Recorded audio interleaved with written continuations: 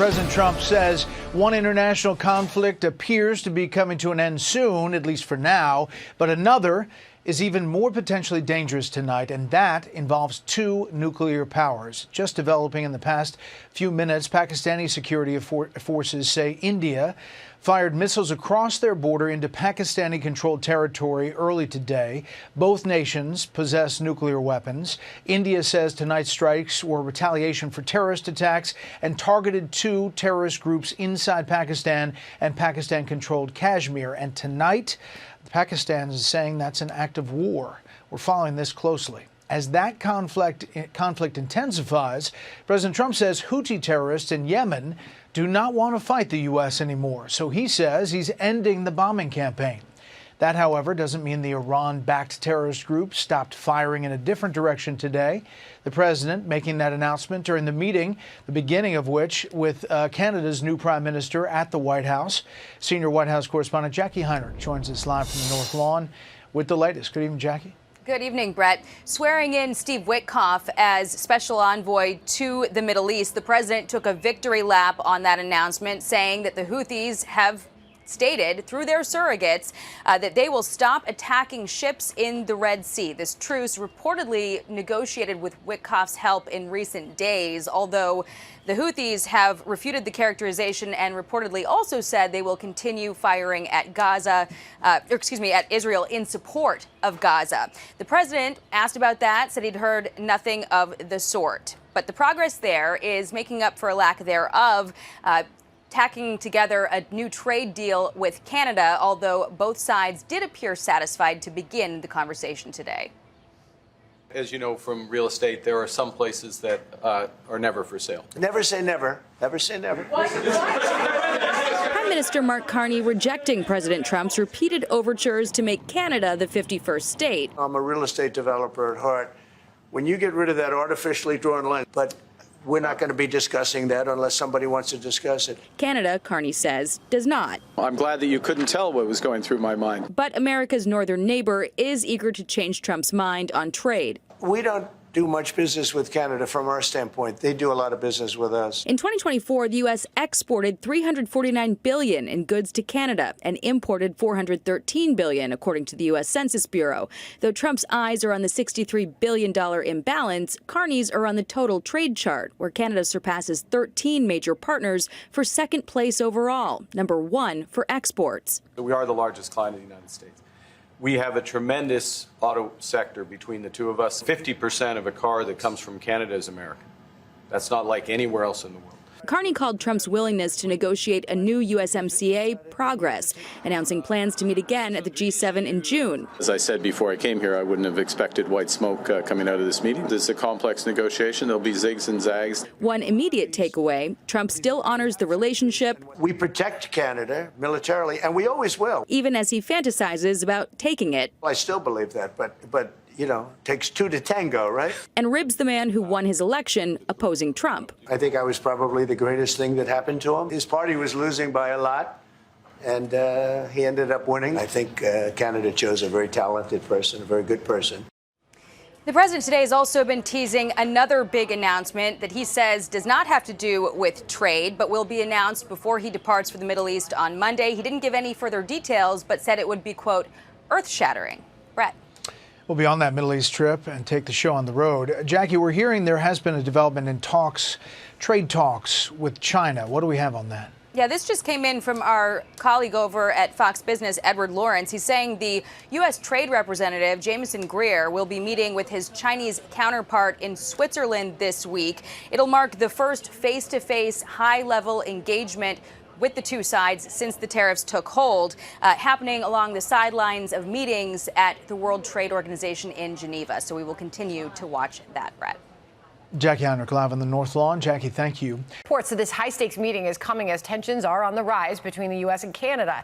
With a trade war raging, tariffs are sure to top the agenda. President Trump has also suggested, remember, making Canada the 51st U.S. state.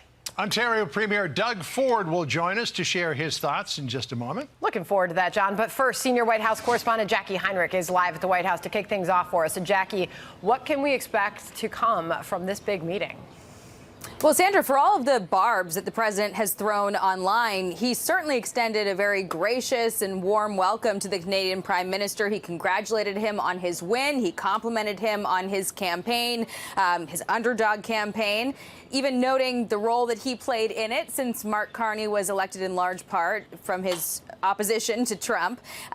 He also said that he watched the Prime Minister's debate with great interest. He called him talented and a very good person. And then he broached the elephant in the room, making Canada the 51st state. I'm a real estate developer at heart. When you get rid of that artificially drawn line, somebody drew that line many years ago with like a ruler, just a straight line right across the top of the country. But we're not going to be discussing that unless somebody wants to discuss it.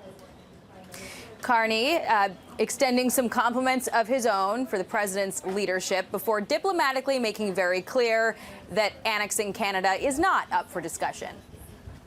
As you know from real estate, there are some places that are never for sale. That's true. We're sitting in one right now, Buckingham Palace that you visited as well. That's true. And having met with the owners of Canada over the course of the campaign last several months, it's not for sale, won't be for sale ever. But the opportunity is in the partnership and what we can build together.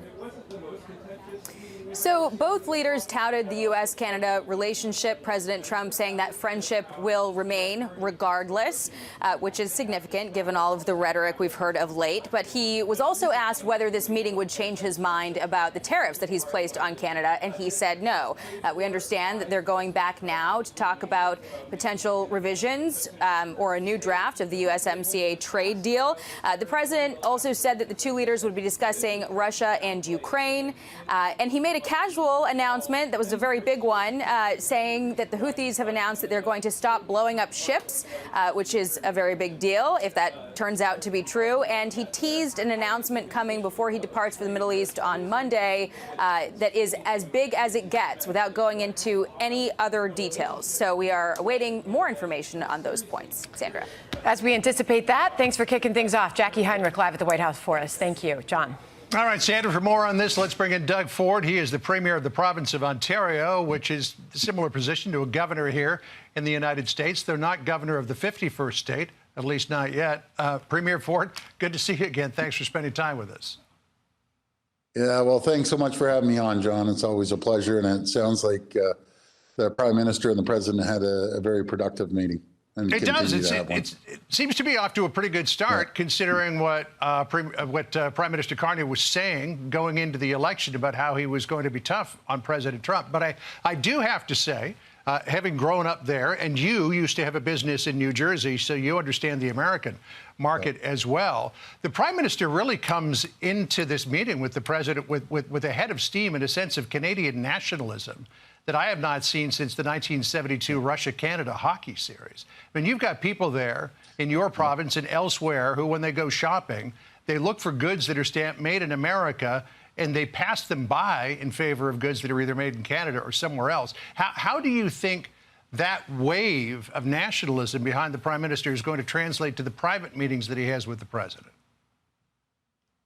Well, I'm so glad to see the patriotism running wild right across the country. I mentioned that to Secretary Lutnick when I spoke to him. Mm-hmm. You have approximately 350 million people going on their merry way, and you have 40 million people in Canada at a fever pitch, avoiding to go down south. When they're walking through the grocery aisle, they literally, all the big retailers have Canadian flags identifying what is Canadian and what's American and what's every other country. And isn't it a shame we've come to this point? We have the two closest friends and allies not buying groceries because it says made in America or an American flag on it. Mm-hmm. But hopefully through this meeting with the President and Prime Minister, we'll be able to rekindle our great relationship. Well, clearly President Trump is not happy with the trade situation between the United States and Canada. Again, you mentioned that you met with Howard Lutnick, the Commerce Secretary, when you were here back in March. Here's what he said about the trade relationship this morning. Listen here. I think this is really complex because they have been basically feeding off of us for decades upon decades upon decades, right? They have their socialist regime, and it's basically feeding off of America. I mean, the president calls that out all the time. Why do we make cars in Canada? Why do we do our films in Canada? Come on. So, again, you got a chance to speak with Howard Lutnick a couple of months ago. Is he right about that? No, he's totally wrong. I've mentioned this to Secretary Lutnick. I guess you don't want our potash that keeps your farming communities going. You don't need our uranium for your nuclear power.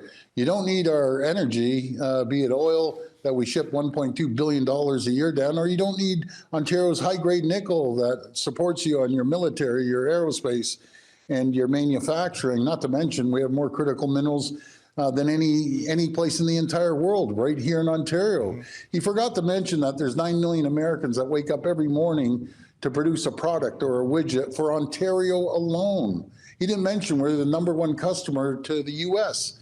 In the entire world. So I could go on for the next hour and all the reasons why I've always said, let's build an AMCAN fortress. Let's work together. Let's have the two strongest, wealthiest, most prosperous two countries in the world. It's not Canada is the problem. I've said for years, it's China is the problem. And we need to work together and create a strong alliance when it comes to our economy and NATO. You know, you mentioned oil, and the United States does buy an awful lot of oil from Canada, from the province of Alberta. I've been up at the tar sands there. It's quite an extraordinary operation they've got going. See, here's the total trade between the two countries is $762.1 billion. The United States has got a $63.3 billion deficit in that trade relationship. But the deficit really is built on oil, because if you take away oil, the United States has a $50.9 billion surplus when it comes to Canada. But here's the thing. Here's the thing that the president is really upset about, and that is it's mostly in the agriculture sector. Canada's got, when it comes to some dairy products, 250% tariffs once a quota is met. The problem is the United States never gets to that quota because of the protectionist policies of Canada. It doesn't allow that much dairy product to come in to ever trigger the quota. Well, you're 100% right. They haven't met their quota. We're all about making sure there's fair and free trade, and I understand he wants to protect his agriculture sector, and his #1 customer is Canada. Ontario alone brings in over $30 billion of agricultural products into the province, not to mention the rest of the country. So we ship out $26 billion. We bring in over $30 billion. There's a surplus there. In the auto sector, it's very similar. You know, we buy more cars off the U.S. than we ship down to the U.S., and the ones we ship down have 50% American-made parts in it. You know, we have a great relationship. I always say I love Americans. I spent 20 years of my life in our business in Chicago and New Jersey, and Americans love Canadians. But it's a shame when we drive to the border and there used to be lineups going south. Now there's no lineups at all. The customs border security is empty, so you can go down there. And same with Florida. We have 3.2 million visitors to visit Florida. We have $30 billion of real estate, $1 billion worth of taxes, $11 billion we spend. So let's get back to the table. Let's get both economies growing. That's what we believe in. We're again, don't forget that we're the closest allies and friends in the entire world. And when all heck breaks loose, who stands beside you? Canada stands beside you, and always will be there as your closest ally. All right. Well, hopefully this won't be going on this winter, but if it does, we'll see what happens with Canadian tourism down to Florida, because growing up there, I used to like to say that Canada's weather is 9 months of winter and 3 months of bad skating. So good reason to come south. Premier Ford, thanks for joining us again. John, I want to thank you for having me on. I really, really like you, John, because, you're a Canadian, but I like Kira a little better than you. But I'll leave you with that. You take care and have a great day. Kira's my wife, by the way. Ditto to you, Premier. Thank you so much again. All right. President Trump and Canada's new Prime Minister, Mark Carney, meeting at the White House. And unlike their last blackface love and soy boy, 47 clicked with fellow businessman Carney, drizzling a little maple syrup while asking for the keys to the kingdom. A few days ago, he won a very big election in Canada. And I think I was probably the greatest thing that happened to him, but I can't take full credit. Canada chose a very talented person, a very good person. I have a lot of respect for this man. I'm a real estate developer at heart. When you get rid of that artificially drawn line, somebody drew that line many years ago. When you look at that beautiful formation when it's together. There are some places that are never for sale. That's true. We're sitting in one right now, Buckingham Palace that you visited as well. It's not for sale, won't be for sale ever. But the opportunity is in the partnership. But I say never. But don't get any ideas that President Trump has softened his trade stance. Think of us as a super luxury store, a store that has the goods. You're going to come and you're going to pay a price, and we're going to give you a very good price. We could sign 25 deals right now, Howard, if we wanted. We don't have to sign deals. They have to sign deals with us. They want a piece of our market. We don't want a piece of their market. We've been ripped off by everybody for 50 years, and we're just not going to do that anymore. So, Judge, his strategy is always to direct attention urgently to a matter, in this case, trade fairness, under the assumption that leaders will always just wait out a president. How do you think this went? I have a totally different take. I've been thinking about this, and we are the biggest consumer, and apparently Canada relies on us to sell 75% of its exports, and a third of its imports are from us. But Donald Trump is the ultimate deal maker, and nothing comes out of his mouth that isn't connected at some point to a deal. And I think that President Trump is sensing weakness, and I think he smells blood. Recently, there has been an attempt by a few of the provinces in Canada to secede. The provinces that want to succeed are Alberta, Quebec, and I think there's another one. These are the largest oil producers in Canada. So if there is a sense in Canada that, the people aren't happy, the provinces that have talked about seceding are saying that the Canadian federal government is not concerned about them, it may be that Trump is sensing this and he's going to target them, and that all of this is just kind of, like another discussion, but it's really about those places that want to secede. Never heard that, did you, Justin? No, I said it a couple months ago, but that's okay, Josh. Okay. Really?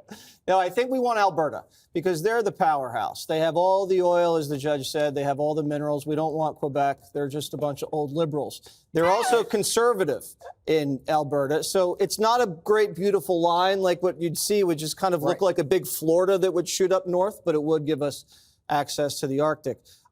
There's going to be a referendum. I don't know if it's going to be possible, but I like how he's using the leverage. If these people want to go, just use that as like a little pressure point to exploit them for concessions, because he's right. It is a huge department store.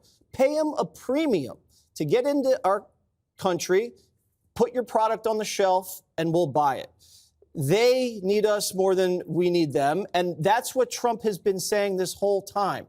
He needs to strike a little chemistry with this president. We don't need a Zelensky. People were saying this was going to be a Zelensky meeting. It wasn't. It was quite lovely, quite diplomatic. And I think people need to get used to the fact that Trump is diplomatic. Maybe not on Truth Social, but when he's face to face, he's good. So he's asking, what do you have to offer, Canada? Are we going to get a mineral deal? Are you going to help with border security? That's what this is all about. What are we going to get out of this? And I think you're seeing a little bit of progress. And this guy, best thing he has going for him, he's not Trudeau. Yeah, he's not a nepotistic wonder, with the famous. Regardless of anything, we're going to be friends with Canada. Canada is a very special place to me. I know so many people that live in Canada. My parents had relatives that lived in Canada, my mother in particular. And I love Canada. I have a lot of respect for the Canadians. Wayne Gretzky, how good, the great one. You happen to have a very, very good hockey player right here on the Capitals, who I have a lot of respect. He is a big, tough cookie, too. Just broke the record. And he's a great guy. And, we had the team here, and I got to know a lot of the players. But now Canada is a very special place. Yeah, please. Mr. President, Mr. Prime Minister, I'd like to get your response to this too. But Mr. President, you have said that Canada should become the 51st state. Yeah. No. Well, I still believe that, but you know, it takes two to tango, right? But no, I do. I mean, I believe it would be a massive tax cut for the Canadian citizens. You get free military, you get tremendous medical cares and other things. There would be a lot of advantages, but it would be a massive tax cut. And it's also a beautiful, you know, as a real estate developer, you know, I'm a real estate developer at heart. When you get rid of that artificially drawn line, somebody drew that line many years ago with like a ruler, just a straight line right across the top of the country.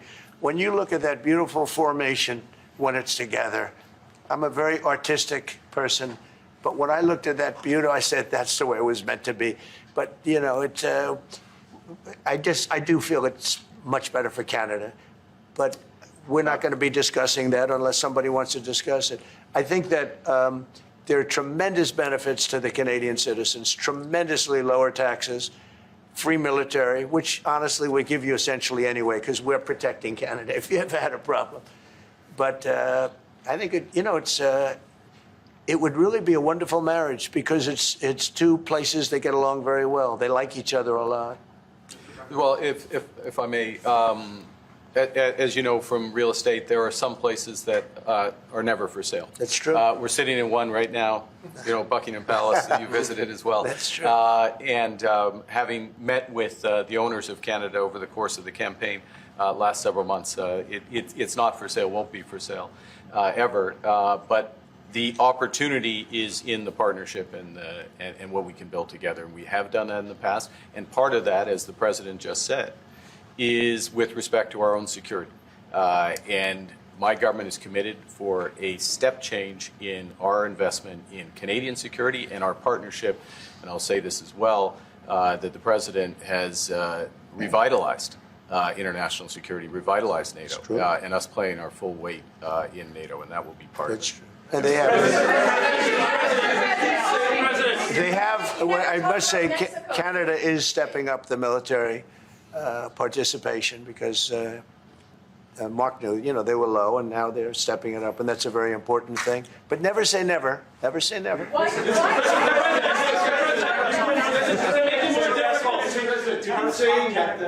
What would it take to get the tariffs off of Canada? Well, we'll be talking about different things. Like, you know, we want to protect our automobile business, and so does Mark. But we want to make the automobiles, and we want to, you know, we have a tremendous abundance of energy, more than any country. We have, just in Alaska alone, ANWR has been reopened now. ANWR is probably the largest find anywhere in the world. They say it's larger than Saudi Arabia. I don't know, but it's a lot. But we have tremendous amounts of energy. Other countries don't. We're both lucky in that way. They have energy. We have energy. We have more than we can ever use and more than we could ever sell, actually. And you have the same thing. So we're two countries that are very lucky. If you look at China, they don't have that. You know, it's a big disadvantage. Other countries, most countries don't have. You know, most countries don't have that. So Canada and us, we have a lot of advantages over other places. When you consider what Mr. Carney just said, that Canada is not for sale, does this make the discussion a little more difficult to start on? No, not at all. No, not at all. No, time will tell. It's only time. But I say never. I've had many things that were not doable, and they ended up being doable, and only doable in a very friendly way. But if it's to everybody's benefit, you know, Canada loves us and we love Canada. That's, I think, the number one thing that's important. But we'll see. I mean, over time, we'll see what happens. So we are about to hear from President Trump again any moment, along with a task force that is focused on national security, as the United States is in the middle of very big preparations for the 2028 Summer Olympics in Los Angeles and FIFA World Cup, an enormous event that will take place in the U.S. next year. These things take, you know, a couple of years of planning. So it was, as you probably witnessed earlier today, a very busy day over at the White House. The president wrapping up an important sit down with Canadian Prime Minister Mark Carney, brand new to the job, his first trip to the White House. It was friendly, I would say, overall. It had its moments when Trump stood firm on tariffs and the issue of potentially making Canada the 51st state. You had said that Canada should become the 51st state. No. Well, I still believe that, but you know, it takes two to tango, right? And it's also a beautiful, you know, as a real estate developer, you know, I'm a real estate developer at heart. As you know from real estate, there are some places that are never for sale. Never say never. Never say never. Is there anything he could say to you in the course of your meetings with him today that would get you to lift tariffs on Canada? No. Why not? Just the way it is. 50% of a car that comes from Canada is American. We want to make our own cars. We don't really want cars from Canada. We really don't want Canadian steel, and we don't want Canadian aluminum and various other things because we want to be able to do it ourselves. Fascinating, right? To watch this play out, let's bring in Fox Business anchor David Asman. David, good to have you with us. Great to be here. Obviously, Mark Carney, very different from Justin Trudeau, and I think the temperament of this meeting was different because I think that Trump respects Mark Carney as a businessman. We have his resume, very impressive up here on the screen. He's now the prime minister. He was at Goldman Sachs for years. He was at the head of the governor of the Bank of Canada, governor of the Bank of England. So a very accomplished person. Well, I think Donald Trump likes him. I mean, he's liberal. It's interesting that the liberal won over the conservative, but Trump seems to have said, he said in the past, and I think he essentially repeated it today, he prefers dealing with this guy, with a liberal. He thinks he can make a deal with this guy, partly because of the fact that he is a like-minded business person. He knows how to deal with business. Let's face it, Trudeau, his predecessor, another liberal, Trump didn't really respect him as much. He seems to respect this guy because he is smarter, I would say, on economic affairs than Trudeau was. So they're going to try to make a deal. But you got all of the speaking moments that he had from that half-hour meeting because Donald Trump just went on, and there were times when he kind of politely raised his hand, said, I would like to address it. And Trump just dismissed that. He didn't even acknowledge it. He got in about 3 times, I think. A couple of times. And he said, you know, it will never be the 51st state. And Trump at one point said, you know, that line that's drawn across the top of North America, it looks like somebody just took a ruler and did it. It's completely arbitrary, was his suggestion. By the way, there is something going on in Canada that people here in the States don't really know about. There is a move by a couple of provinces, primarily Alberta in the West, which has a lot of oil. It's a very rich province. Right. The premier has suggested that they're not getting anything from the federal government. They're giving billions. She's at one point, the premier is a woman. She said, Premier Smith said that they've given $1 trillion worth of mineral wealth to Ottawa, to the central government, and have received practically nothing in return. 33% of Albertans want to secede from Canada. Yep. And remember that Quebec tried to do that a couple of decades ago. It actually went to the Canadian Supreme Court in 1998, and they outlined a process by which you can secede. It's the only Commonwealth nation that allows a nonviolent process for secession. So I think Donald Trump and this 51st state thing is playing into that, what's going on in Canada. It seems totally out of the ballpark. Chip off a piece at a time and do business with the very oil-rich section of Canada. Exactly. And I think that, you know, he basically is saying, look, I've seen, you know, people who appeared incalcitrant, and I've done deals with them in the past. So he's clearly still chipping away at that. This is Scott Bessent talking about when we're going to hear these trade deals, because the president sort of hinted, I'm going to make a very big announcement at the end of this week, the beginning of next week, before he heads off to the Middle East. This is Scott Bessent, and then tell me what you think that announcement might be. I would be surprised that if we don't have more than 80 or 90% of those wrapped up by the end of the year, and that may be much sooner. That I would think that perhaps as early as this week, we will be announcing trade deals with some of our largest trading partners. They have come to us with very good offers. What do you think about that? And what do you think the big announcement that Well, Trump teased might be? Honestly, I think the big announcement is not going to, my own personal feelings, it's not going to be about trade. He could have said that. I think it may be. In fact, he did suggest it. He said maybe it won't be about trade. I think it might be that Saudi Arabia is going to join the Abraham Accords, something like that. Having said that, I do think that they may have a trade deal or two to announce before the trip. So there may be something as opposed. He's a great teaser. President Trump has a lot of experience in television. The tease can be the most important part of the program, where you tease a segment because you don't want to lose your audience. In fact, the prime minister said, "I'm on the edge of my chair, waiting to hear what this announcement is." Having said all that, I think it's a problem that members of this administration have kind of jumped the gun on the president, and I'm talking about Howard Lutnick, the Commerce Secretary, who said a couple of weeks ago that they had a deal already. We have a deal. It's already done. Yeah, but you know, wait for it. It's going to be a while. I think that's one reason the market was kind of disappointed by that trade meeting, not because of Canada specifically, but because again, the president was stalling on any announcement. Okay, David Asman, thank you. As My always, pleasure. Great to hear from you. Good to be here. Hey, Sean Hannity here. Hey, click here to subscribe to Fox News YouTube page and catch our hottest interviews and most compelling analysis. You will not get it anywhere else.